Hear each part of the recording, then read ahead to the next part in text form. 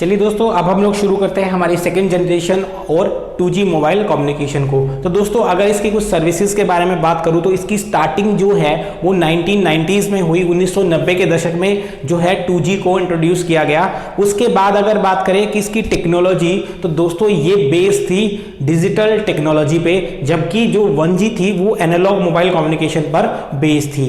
अब दोस्तों इसके साथ जैसे ही हम लोगों ने मूव किया एनालॉग से डिजिटल, तो इसके साथ साथ हमें कुछ एक्स्ट्रा फैसिलिटीज भी देखने को मिल गई, जैसे कि दोस्तों पेजिंग। आप किसी को डिवाइस के थ्रू मैसेज कर सकते थे, उसे पेजिंग बोलते हैं। पेजर्स आते हैं दोस्तों, जिससे हम मैसेज सेंड कर सकते हैं। SMS सर्विस भी हमें इसके साथ मिल गई दोस्तों। आप किसी को वॉइस मेल भी भेज सकते थे और फैक्स सर्विस भी इसके साथ स्टार्ट कर दी गई। तो दोस्तों ये कुछ फैसिलिटीज थी जो हमें सेकंड जनरेशन मोबाइल कम्युनिकेशन के अंदर देखने को मिली। अब दोस्तों बात करते हैं कि जो वॉइस ट्रांसमिशन था, या हम बोल सकते हैं कि जो वॉइस ट्रांसमिशन या आप किसी से बात करते थे तो डिजिटली सिग्नल तो था ही, लेकिन उसके साथ साथ दोस्तों डिजिटल में होने के बाद उसे इनक्रिप्ट किया जाता था, क्योंकि एनालॉग सिग्नल में हमने पढ़ा उसके ड्रॉबैक में कि इसकी एक लिमिटेशन थी कि जो सिक्योरिटी पॉइंट ऑफ व्यू से 1G बेटर नहीं था। लेकिन दोस्तों सिक्योरिटी को इंप्रूव करते हुए 2G जो मोबाइल कम्युनिकेशन था उसके अंदर एक डिजिटल इंक्रिप्शन टेक्निक यूज की गई, जिससे कि आपका जो डेटा है, आप किसी से बात कर रहे हैं, वो डिजिटली इनक्रिप्ट होके जाता है, ताकि कोई उसे बीच में या तो हैक ना कर सके या उस सिग्नल को यूज ना कर सके, आपकी वॉइस कन्वर्सेशन को सुन ना सके। तो दोस्तों वो डिजिटल इनक्रिप्शन टेक्निक भी इसके अंदर यूज की गई। अब दोस्तों अगर बात करें टेक्नोलॉजी की, तो इसके अंदर सबसे पहले यूज की गई GSM टेक्नोलॉजी। दोस्तों GSM का मतलब है global system for mobile communication. इस टेक्नोलॉजी के अंडर दोस्तों हमें एक सिम कार्ड दिया गया, जिसका मतलब अगर सिम की बात करें तो सिम का मतलब होता है सब्सक्राइबर आइडेंटिफिकेशन मॉड्यूल, यानी कि उसके अंदर जो भी उस सिम को यूज कर रहा है उसकी सारी डिटेल्स होती है। और दोस्तों इस सिम के अंदर कुछ ऐसी फैसिलिटीज प्रोवाइड की गई जिससे कि हम अपने कॉन्टैक्ट और कुछ चीजें इसके अंदर यूजर से रिलेटेड सेव करके रख सकते थे दोस्तों।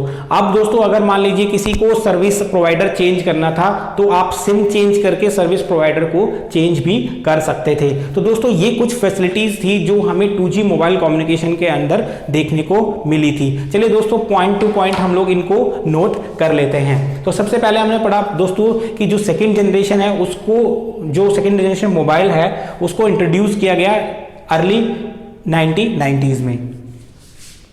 So 2G was introduced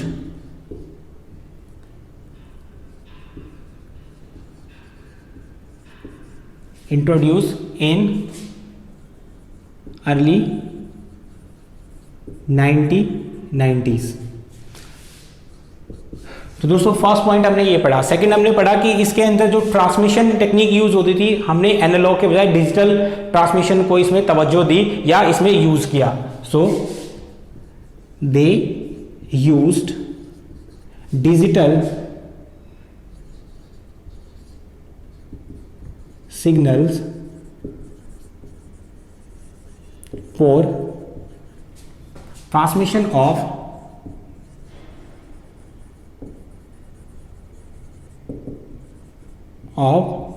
voice signal.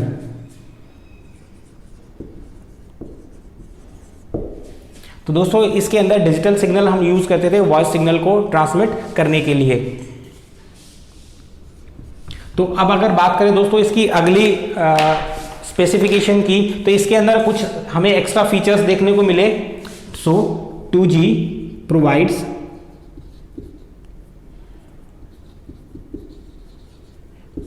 कुछ सर्विस इसने प्रोवाइड की, जैसे कि पेजिंग,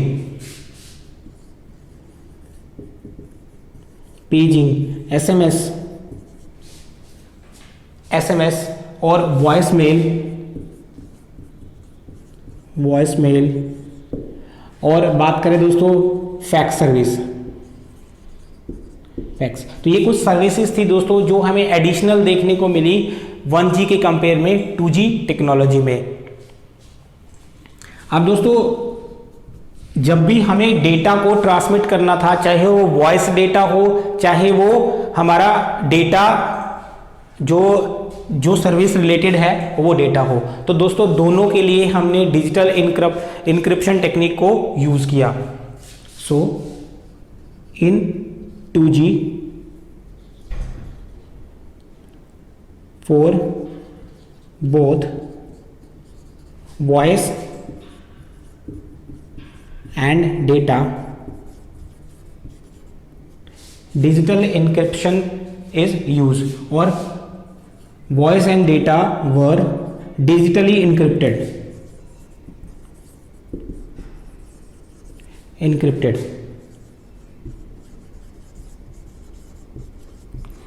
दोस्तों यानी कि हम जो डेटा और वॉइस थे इसको एक कोड में कन्वर्ट करके ट्रांसमिट करते थे ताकि जो सिक्योरिटी है उससे कॉम्प्रोमाइज ना हो पाए। इसके बाद हमने पॉइंट पढ़ा दोस्तों कि ये बेस थी जीएसएम टेक्नोलॉजी पे। So it was based on GSM technology.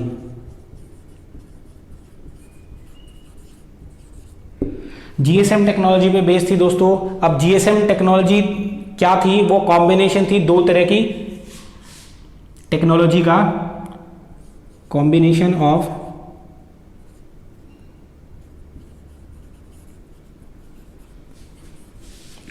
Of TDMA and FDMA। तो दोस्तों जो फर्स्ट जो जनरेशन थी उसमें हमने फ्रीक्वेंसी डिवीजन मल्टीपल एक्सेस यानी कि FDMA टेक्निक, जो FDMA टेक्निक है उसको यूज किया, लेकिन 2G में हमने TDMA और FDMA दोनों को यूज किया। दोस्तों अगर इनकी फुल फॉर्म की बात करें तो पहले हम लोग लिख लेते हैं GSM की, GSM। तो दोस्तों GSM की फुल फॉर्म की बात करें तो GSM है global system for mobile communication, global system for mobile communication.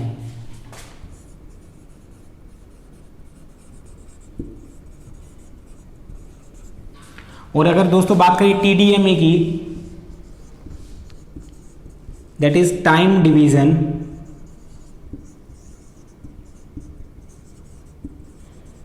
Multiple access.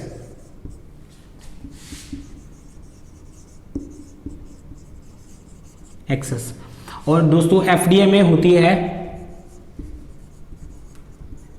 FDMA stands for frequency division multiple access.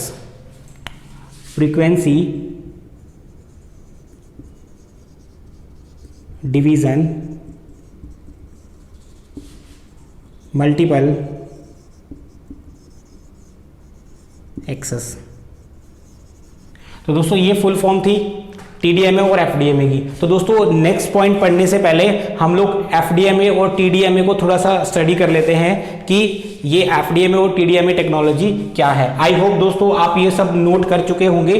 अगर आपने नोट नहीं किया है तो वीडियो को पॉज कर लीजिए और फिर आप इजीली इनको नोट कर सकते हैं। तो दोस्तों अब हम लोग थोड़ा सा पढ़ेंगे FDMA और TDMA को।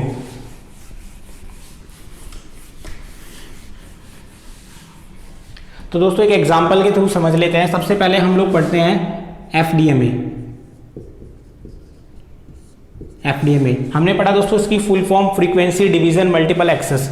मान लीजिए दोस्तों आप इसको ऐसे समझ सकते हैं कि आपके पास बैंड विड्थ है। दोस्तों बैंड विड्थ हमने समझा था कि हायर फ्रीक्वेंसी और लोअर फ्रीक्वेंसी के बीच का जो डिफरेंस होता है उसे ही बैंड विड्थ बोला जाता है। दोस्तों इसको मान लेते हैं हायर फ्रीक्वेंसी और इसको मान लेते हैं लोअर फ्रीक्वेंसी। तो इनके बीच का डिफरेंस है, मान लेते हैं दोस्तों हम 700 मेगाहर्ट्ज है, हमने एज्यूम कर लिया। तो दोस्तों अब इस फ्रीक्वेंसी को डिवाइड करके हम कितने लोगों को चैनल प्रोवाइड कर सकते हैं ताकि वो बात कर सके। तो दोस्तों इसको आप ऐसे समझ सकते हैं कि ये वो चैनल है जिसपे एक साथ कितने लोग बात कर सकते हैं, वो डिपेंड करता है इस फ्रीक्वेंसी डिवीजन पर। तो दोस्तों 700 मेगाहर्ट्ज की फ्रीक्वेंसी है। अगर मैं इसको डिवाइड करता हूं, मैं आपको समझाने के लिए बता रहा हूं दोस्तों, मान लीजिए 700 मेगाहर्ट्ज है और मैंने उसको डिवाइड कर दिया 10 से, तो दोस्तों एक टाइम पे 70 आदमी बात कर सकते हैं और सबको मैंने अलग अलग फ्रीक्वेंसी अलॉट कर दी। तो दोस्तों हर एक बंदा आप 10 मेगाहर्ट्ज पे बात कर सकता है। जैसे मान सकते हैं यहाँ से 10 मेगाहर्ट्ज होगा, वहाँ का एक चैनल बना दिया। ऐसे ही दोस्तों अप टू 700 मेगाहर्ट्ज तक 70 चैनल बन जाएंगे, यानी कि 10 इंसान एक साथ उस बात कर सकते हैं फ्रीक्वेंसी डिवीजन को यूज करके। पर दोस्तों इसकी एक लिमिटेशन है, हमें पता है कि हर टाइम हर इंसान कभी भी फोन पे बात नहीं करता, तो जिस टाइम वो बात नहीं कर रहा होगा उस टाइम दोस्तों वो चैनल वेस्ट हो जाएगा। इसलिए दोस्तों और एक चीज और कि जैसे जैसे मोबाइल सब्सक्राइबर बढ़ते जाएंगे हमें फ्रीक्वेंसी और बढ़ानी पड़ेगी, और दोस्तों फ्रीक्वेंसी के लिए गवर्नमेंट से लाइसेंस लेना पड़ता है, हर कोई ऐसे फ्रीक्वेंसी को यूज नहीं कर सकता। तो दोस्तों इस जो लिमिटेशन है इसको दूर करने के लिए हमने यूज किया TDMA, that is time division multiple access. I hope दोस्तों आप समझ गए होंगे। फ्रीक्वेंसी डिवीजन में हम लोग फ्रीक्वेंसी को डिवाइड कर देते हैं और चैनल्स बना देते हैं, हर एक चैनल पे हर कोई साइमल्टेनियसली यानी एक टाइम पर ही बात कर सकता है। अब दोस्तों हम लोग समझते हैं TDMA को। TDMA दोस्तों stands for time division multiple access. तो दोस्तों अब यहां पे हमने फ्रीक्वेंसी को डिवाइड नहीं किया, हमने टाइम को डिवाइड किया। दोस्तों आप कुछ ऐसे समझ सकते हो, यही वही हमारे पास 700 मेगाहर्ट्ज का जो बैंड है, या इसको बैंडविड्थ बोलते हैं या एक स्पेक्ट्रम बोलते हैं, इसी में ये है हमारे पास। अब हमने क्या किया, टाइम डिवीजन कर दिया दोस्तों, फ्रीक्वेंसी को चेंज नहीं किया, हमने क्या किया टाइम को डिवाइड कर दिया। जैसे कि मान लीजिए एक सिग्नल यहां से ऐसे जा रहा है, तो दोस्तों अगले सेकंड का ब्रेक देके मैंने दूसरा सिग्नल वहां से ट्रांसमिट कर दिया, फिर थोड़ा सा और गैप देके मैंने थर्ड सिग्नल ट्रांसमिट कर दिया। दोस्तों इस तरह से हम लोग मल्टीपल सिग्नल ट्रांसमिट कर रहे हैं सेम फ्रीक्वेंसी पर, बट टाइम के अकॉर्डिंग, यानी अलग अलग टाइम स्लॉट में हम लोग सिग्नल को ट्रांसमिट कर पा रहे हैं। इस तरह से दोस्तों हमने टाइम डिवीजन मल्टीपल एक्सेस को पढ़ा। अब दोस्तों जो 2G मोबाइल कम्युनिकेशन था वो कॉम्बिनेशन था TDMA और FDMA, यानी कि उसके अंदर टाइम डिवीजन भी होता था और फ्रीक्वेंसी डिवीजन भी होता था। तो दोस्तों हमने पढ़ा कि इस जो GSM टेक्नोलॉजी थी वो 2G मोबाइल के अंदर वो यूज की गई। तो दोस्तों GSM के अलावा अगर हम बात करें, मैंने आपको बताया जैसे जो GSM टेक्नोलॉजी थी उसके अंदर हमने यूज किया, इन GSM टेक्नोलॉजी हमने यूज किया दोस्तों सिम। इसको हमने पढ़ा subscriber identification module. Subscriber identification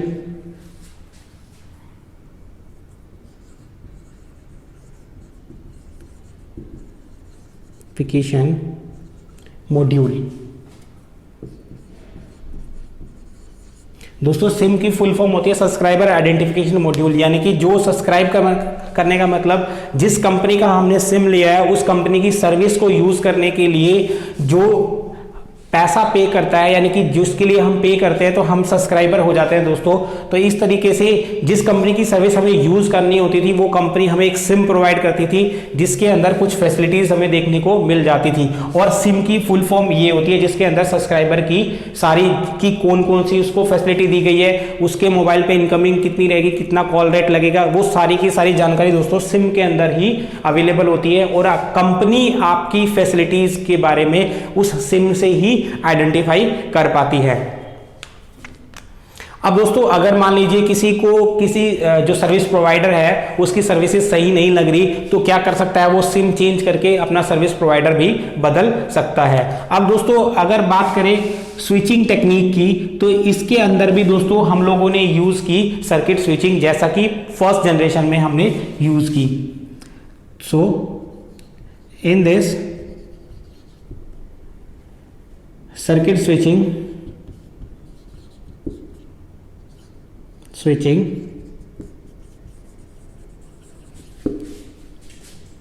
was used। तो एक पॉइंट और हो जाएगा दोस्तों कि इसके अंदर हमने सर्किट स्विचिंग को यूज किया। तो दोस्तों ये थी हमारी सेकंड जनरेशन। तो दोस्तों सेकंड जनरेशन के बाद में हमारे पास डायरेक्ट थर्ड जनरेशन नहीं आई, उसके बाद हमारे पास एक और generation I, that was 2.5G। या जिसको 2.5 जनरेशन भी हम लोग बोलते हैं। तो दोस्तों अब जो थर्ड है हमारे पास that is 2.5G।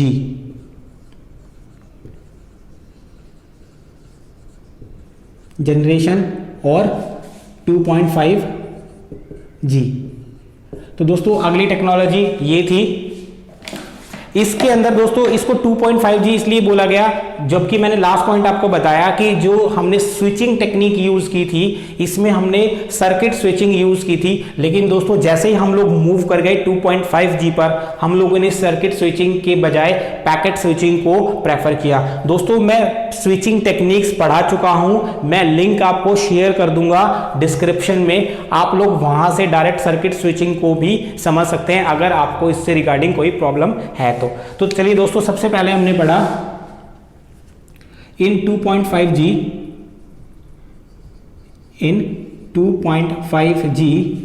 Packet switching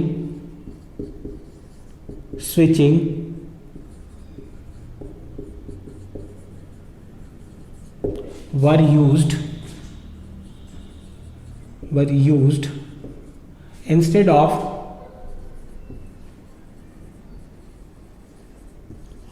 circuit switching।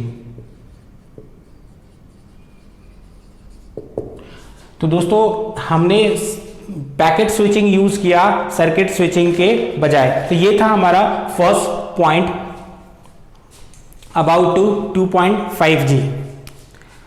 और दोस्तों एक टेक्नोलॉजी और आई इसके अंदर, हमने GPRS को यूज करना शुरू कर दिया instead of GSM।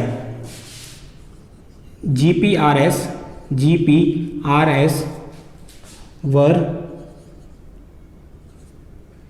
started to use instead of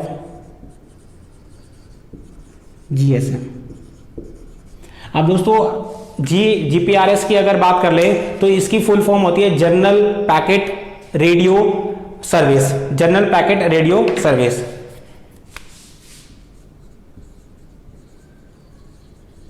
general packet radio service.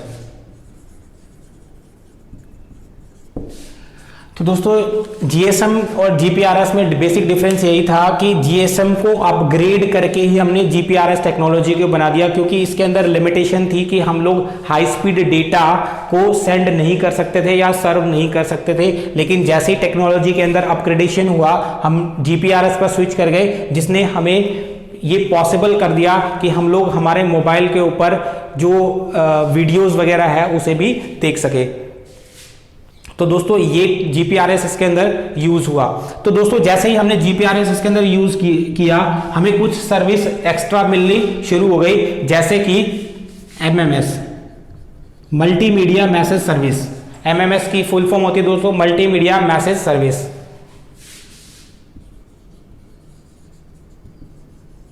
Multimedia message service. तो दोस्तों MMS हम लोग सेंड कर सकते थे, किसी को पिक्चर्स भेज सकते थे, सेंडिंग पिक्चर्स। हम किसी को पिक्चर्स भेज सकते थे दोस्तों, और इसी के साथ आप लोग ईमेल भी किसी को कर सकते थे। ईमेल सर्विस, ये सर्विस दोस्तों हमें मिल पाई, सर्विस बिकम पॉसिबल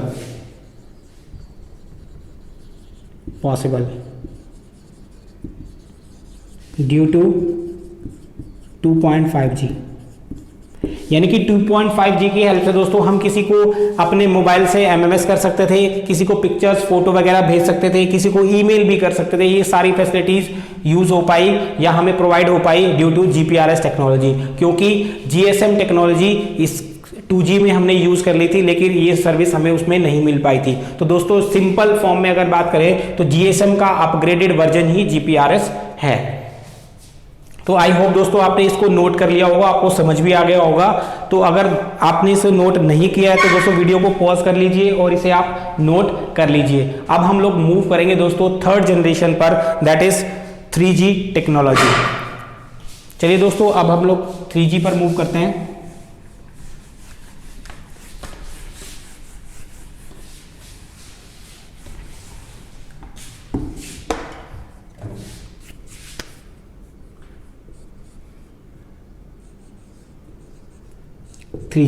तो दोस्तों अब हम लोग मूव करेंगे 3G पर।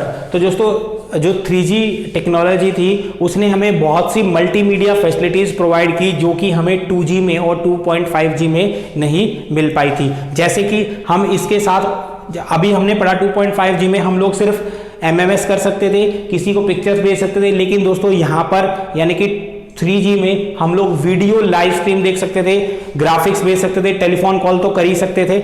यानी कि इसने हमें कुछ ज़्यादा फैसिलिटीज प्रोवाइड की as compare to 2.5G। So 3G technology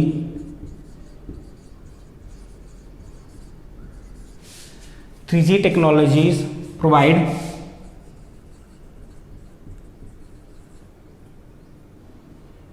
extra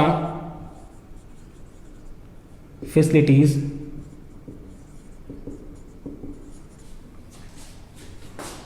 as compared to 2.5G or 2G. These were videos, यानी कि दोस्तों हम इस पे क्या कर सकते थे, वीडियो को सेंड कर सकते थे। So these were allowed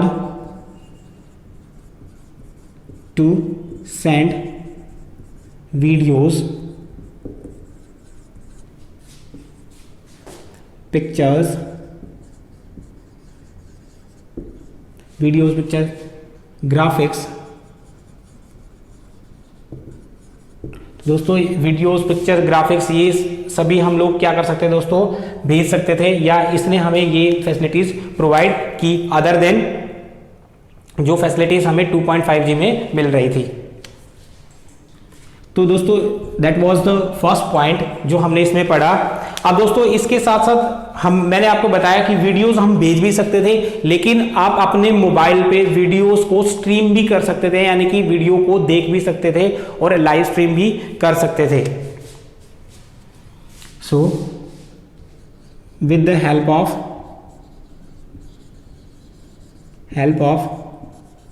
3G streaming of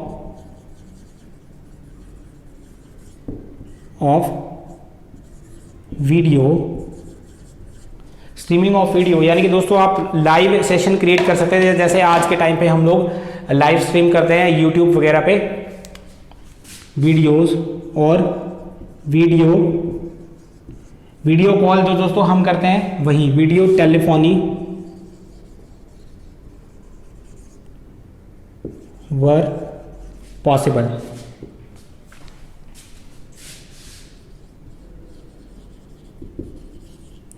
इसकी हेल्प से दोस्तों वीडियो कॉल और वीडियो स्ट्रीम पॉसिबल हो पाया। अब दोस्तों ऐसा आइडिया क्या था कि हम लोग 3G पर मूव करें, 2G पे भी हमें अच्छी खासी फैसिलिटीज मिल पा रही थी। दोस्तों इसके पीछे 3G को बनाने के पीछे आइडिया यही था कि पूरे जो वर्ल्ड की बात करें, ऑल ओवर द ग्लोब की बात करें, तो क्योंकि हमें इससे पहले जब 2.5G तक हम बात कर रहे थे तो दोस्तों हर कंट्री का अपना एक सिस्टम होता था, यानी कि एक कंट्री का जो मोबाइल सिस्टम है वो दूसरी कंट्री में काम नहीं कर सकता था। तो इसलिए दोस्तों अगर एक इंसान दूसरी जगह जाता है तो उसका मोबाइल वहां पर काम नहीं कर पाता था। इन चीज़ों को ओवरकम करने के लिए या ख़त्म करने के लिए हमारे पास 3G टेक्नोलॉजी आई, और इसमें हमने एक ऐसा बेसिक स्ट्रक्चर बनाने की कोशिश की जिसके अंदर जो मोबाइल कम्युनिकेशन है वो through out the world uniform रहे, यानी कि आप एक कंट्री से दूसरे कंट्री में जाए तो भी आपका मोबाइल वहां पर काम करता रहे। तो इस तरीके से ये बेस बनाने की कोशिश की गई थी दोस्तों हमारी 3G के पीछे। So the idea behind the 3G was to single network standard. The idea behind the 3G was, अब दोस्तों हमने पढ़ा कि आइडिया यही था कि एक सिंगल यूनिफॉर्म स्टैंडर्ड बन जाए, to have a single uniform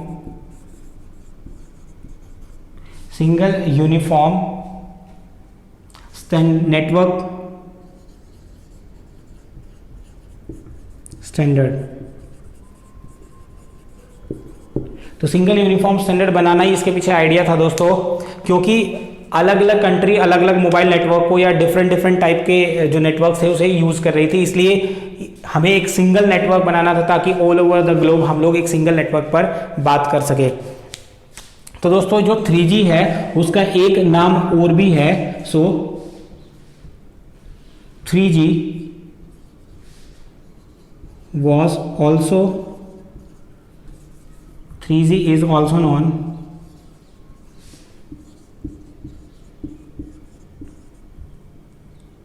known as, तो दोस्तों 3G का एक नाम और भी है, that is UMTS, universal mobile telecommunication system, known as UMTS,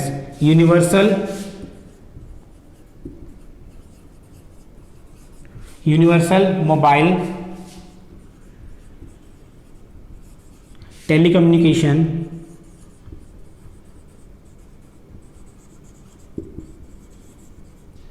system. तो दोस्तों ये इसकी फुल फॉर्म है UMT, और दोस्तों इसका एक नाम और भी है, दैट इज IMT 3000। तो दोस्तों ये भी इसका एक और नाम है, सॉरी IMT 2000 इसका एक और नाम है दोस्तों, UMTS का ही। अब दोस्तों बात करते हैं कि डेटा रेट्स की, तो इसके अंदर हम लोग ज्यादा सर्विसेज यूज कर पाते थे, यानी कि डेटा स्पीड थी वो फास्ट थी एज कंपेयर टू 2.5G। अब दोस्तों कुछ मेन कैरेक्टरिस्टिक्स देख लेते हैं क्या क्या और हमें इसमें मिला 2.5G में। अगर दोस्तों आपने इसको नोट नहीं किया है तो प्लीज आप नोट कर लीजिए, देन हम लोग मूव करते हैं फर्दर। अब आते हैं दोस्तों इसके मेन कैरेक्टरिस्टिक्स पे, यानी कि मेन फीचर्स क्या रहे इसके। सबसे पहला हमें पता था इसके कैरेक्टरिस्टिक्स में हमने अभी डिस्कस किया कि दोस्तों इस 3G को डेवलप करने के पीछे एक ही रीजन था कि पूरे वर्ल्ड वाइड एक सिंगल नेटवर्क बना रहे। दूसरा दोस्तों इसके अंदर जो टेक्निक यूज की गई, क्योंकि इससे पहले हमने या तो सर्किट स्विचिंग यूज की या पैकेट स्विचिंग यूज की, लेकिन दोस्तों 3G के अंदर सर्किट और पैकेट स्विचिंग दोनों यूज की गई। So it support both circuit switching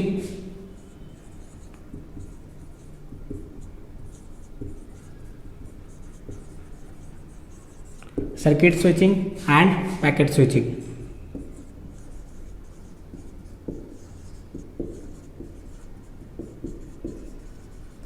तो दोस्तों इसके अंदर दोनों टेक्नोलॉजी यूज हुई, सर्किट स्विचिंग और पैकेट स्विचिंग। आप बात करें दोस्तों डेटा ट्रांसफर रेट की, तो इसके अंदर 2 Mbps का डेटा ट्रांसफर किया जा सकता था। So data rates were up to 2 Mbps, दोस्तों 2 मेगाबिट्स पर सेकेंड। तो ये इसके अंदर डेटा ट्रांसफर रेट था। और इसकी एक फीचर्स और कैरेक्टरिस्टिक्स की बात कर ले दोस्तों, अगर इसकी बैंडविड्थ की बात की जाए तो वो अदर जो 2.5G तक पहले जो जनरेशन थी उन सबसे ज्यादा बैंडविड्थ थी। सो हाई बैंडविड्थ एफिशिएंसी, इसके अंदर हम लोग ज़्यादा अच्छे से यूज़ कर पाए इसकी बैंडविड्थ को। तो दोस्तों ये कुछ फीचर्स थे, मेन कैरेक्टरिस्टिक्स थे हमारी 3rd generation of mobile communication या 3G की। तो दोस्तों अब हम लोग मूव करते हैं 4G पर और 4th generation of mobile communication. I hope दोस्तों आप लोग ने नोट कर लिया होगा, अगर आप नहीं कर पाए तो प्लीज़ वीडियो को पॉज करके इसे आप नोट कर सकते हैं। तो हम लोग मूव करेंगे फर्दर दोस्तों, दैट इज 5G। अब दोस्तों 5G पे बात करें दोस्तों, तो ये पूरी तरह से बेस्ड है पैकेट स्विचिंग पर। तो यानी कि ये सपोर्ट करता है only packet switching. 4G mobile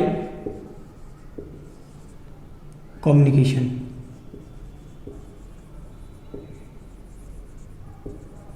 तो दोस्तों फर्स्ट पॉइंट हमने इसका डिस्कस कर लिया, it was based on packet switching, it was based, और इट ओनली सपोर्ट्स, दोस्तों ये सिर्फ सपोर्ट ही सिर्फ पैकेट स्विचिंग को करता है, इट ओनली सपोर्ट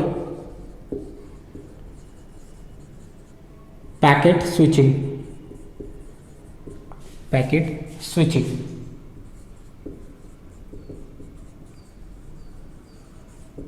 तो दोस्तों ये सिर्फ पैकेट स्विचिंग को ही सपोर्ट करता है। और दोस्तों इसके अंदर जो डाटा ट्रांसफर रेट है वो फास्टर है, यानी कि हम बोल सकते हैं कि पैकेट स्विचिंग में डेटा और फास्ट ट्रांसमिट किया जा सकता है एज कंपेयर टू अदर। अब अगर दोस्तों बात करें इसके अंदर, क्योंकि ये मोबाइल टेक्नोलॉजी है, तो दोस्तों हमें पता है कि हर टाइम हम लोग ट्रैवल करते रहते हैं from one place to another place. तो दोस्तों जब डेटा को हम लोग डाउनलोड करते हैं तो उसमें हमें स्पीड अलग अलग मिलती है, तो उसके अकॉर्डिंग हमें क्या क्या जो स्पीड है वो मिल सकती है। तो दोस्तों अगर हम लोग मूव कर रहे हैं, सो data download speed, data download speed जो दोस्तों है वो है अप टू 100 Mbps जब हम लोग मूव कर रहे हैं, while moving, and 1 Gbps gigabits per second when stationary और व्हेन नॉट मूविंग।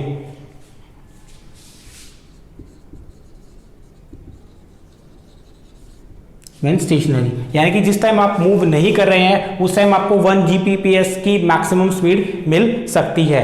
हालांकि दोस्तों इंडिया के अंदर हमें इतनी स्पीड 4G में भी नहीं मिलती है, वो वेरियस रीजंस हो जाते हैं, उसके कंपनी हमें इतनी सर्विस प्रोवाइड ही नहीं कर पाती क्योंकि कंजेशन बहुत ज़्यादा है, कनेक्शंस बहुत ज़्यादा है, तो वो सारी जो स्ट्रीम है वो उन्हीं पर ही रह जाती है डिवाइड होकर, हमें अच्छी स्पीड नहीं मिल पाती। अभी भी दोस्तों टेक्नोलॉजी में को अपग्रेड करने की ज़रूरत है अगर हम इंडिया के पॉइंट ऑफ व्यू से बात करें तो।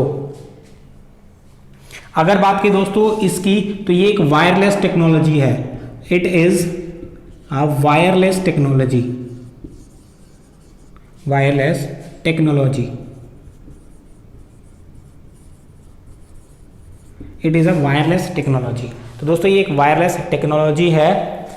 और अगर बात करें दोस्तों कि जो इसका सिग्नल जो है कितने अच्छे स्ट्रेंथ के सिग्नल प्रोवाइड कर सकती है, तो हम बता सकते हैं कि दोस्तों जो टीवी के अंदर, एक नॉर्मल टीवी के अंदर हमें जितनी पिक्चर क्वालिटी मिलती है उससे ज़्यादा अच्छी पिक्चर क्वालिटी हम लोग इसमें देख सकते हैं। सो 4G can provide better picture quality than TV signals। तो जो दोस्तों टीवी सिग्नल्स होते हैं उससे अच्छी हमें जो पिक्चर क्वालिटी प्रोवाइड हो सकती है। और दोस्तों ये दोनों के लिए हो सकती है, इमेज के लिए भी, इमेज एंड वीडियो दोनों के लिए हमें अच्छी क्वालिटी इसमें मिल जाती है। और दोस्तों करंटली हम लोग 4G ही यूज़ कर रहे हैं इंडिया में। अब दोस्तों इसके कुछ की फीचर्स के बारे में बात कर लेते हैं। ये तो थोड़ा बेसिक डिस्क्रिप्शन था कि 4G क्या है, अब थोड़े इसके की कॉन्सेप्ट के बारे में हम लोग बात कर लेते हैं। आई होप आप लोग इसको नोट कर चुके होंगे, अगर आपने नोट नहीं किया है तो दोस्तों वीडियो को पॉज कर लीजिए। And now move to the next key features of 4G technology. Key features of 4G। तो दोस्तों अगर इसकी बात करें स्टार्टिंग की, तो दोस्तों 2010 के अंदर ये टेक्नोलॉजी आई थी, या हम बात करें डेवलप हुई थी। So it was developed in 2010। तो दोस्तों 2010 में इसको बनाया गया था। और दोस्तों ये 3G टेक्नोलॉजी में फास्ट भी थी और रिलायबल भी थी। So it was fast, it was faster and reliable then 3G technology. तो दोस्तों 3G टेक्नोलॉजी से फास्ट भी थी और रिलायबल भी थी। अब दोस्तों बात करें इसकी डेटा स्पीड की। अगर बात की जाए दोस्तों इसकी डेटा स्पीड की, तो हमने पढ़ा इसके अंदर जो डेटा स्पीड थी वो हमें 100 Mbps की मिल रही थी। Data transfer rate was 100 Mbps, megabit पर सेकेंड। तो दोस्तों ये पॉइंट हम लोग डिस्कस कर चुके हैं। अगर बात करें दोस्तों कॉस्ट और परफॉर्मेंस के रेशो की, तो दोस्तों इसकी कॉस्ट हमें कम पड़ी और जो एडवांटेज है या परफॉर्मेंस है वो इसकी ज्यादा रही। तो इसको हम लोग लिख सकते हैं, इट वॉज हाई परफॉर्मेंस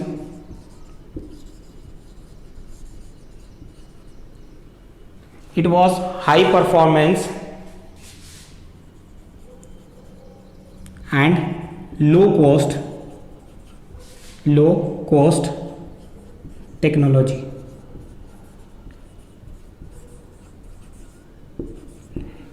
तो दोस्तों हाई परफॉर्मेंस और लो कॉस्ट टेक्नोलॉजी थी ये। अब दोस्तों बात करें इसके अंदर मल्टीपल एक्सेस की, तो यानी मल्टीप्लेक्सिंग की, तो इसके अंदर यूज की जाती है दोस्तों CDMA technique. It used CDMA multiplexing.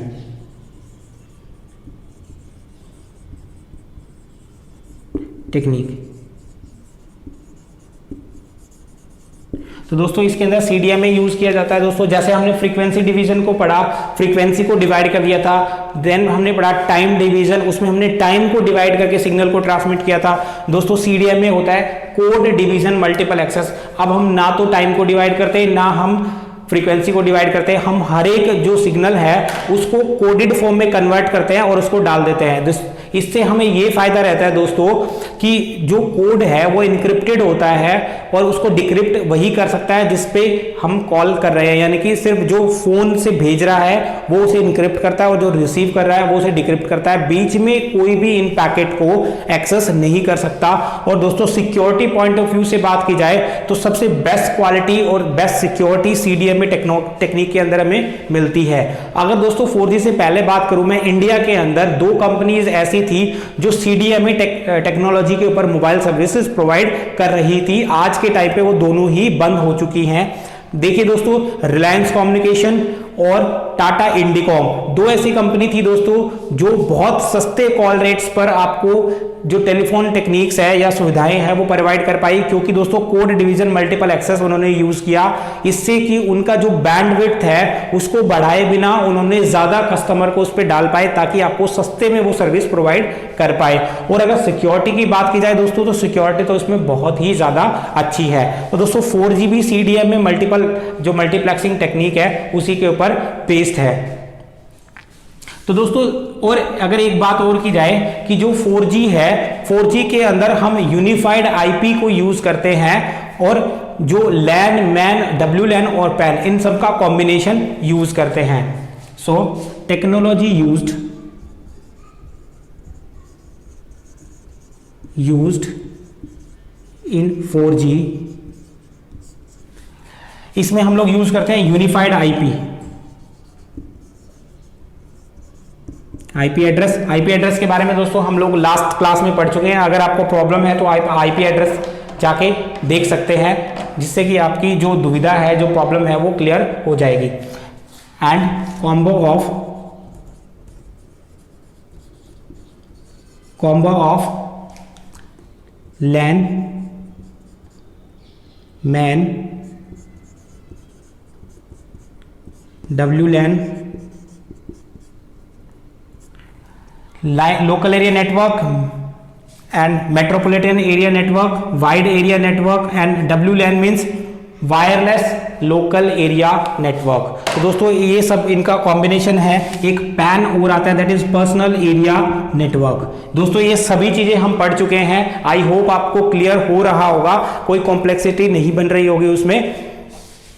अब दोस्तों एक चीज और इसमें रह गई है, आई होप आप ये नोट कर चुके होंगे। दोस्तों जब भी हम अपने मोबाइल से अपने फोन से मोबाइल डेटा को ऑन करते हैं तो हमारे जो टावर का सिग्नल है उसके ऊपर VOLTE लिखा आता है दोस्तों, VOLTE। तो दोस्तों ये भी एक टेक्नोलॉजी है, इसकी फुल फॉर्म है voice over long term evolution, long term evolution.